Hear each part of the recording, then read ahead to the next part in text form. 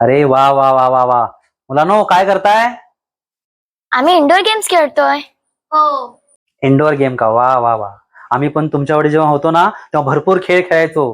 भिंगरी फिरवायचो, भोवरा फिरवायचो, marbles म्हणजे गोट्यानी खेळायचो, ते फरशी टाकून अशा उड्या मारून खेळायचो. मजा यायची एकदम. तुम्ही काय खेळताय? Fruit Ninja, bicycle racing, free fire. ठीक आहे. गुरुजी, गुरुजी, नाराज झालात का आमच्यावर? आमचं काही चुकलं का? हा, नेमकं कोणाचं चुकलंय तेच कळत नाही, पण यावेळी कदाचित पालकांचं चुकलंय.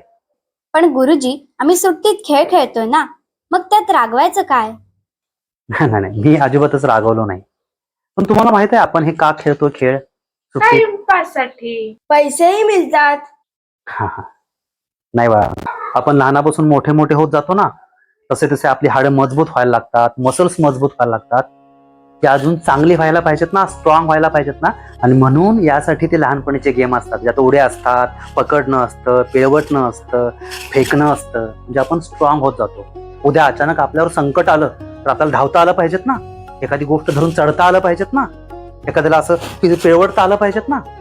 आणि तुम्ही मोबाईलवर जे खेळ खेळताय त्यानं काय होणार?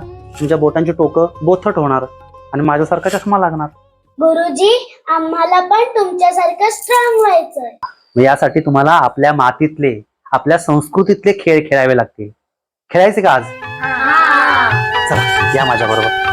नव्या दिशेचे नव्या उशेचे गीत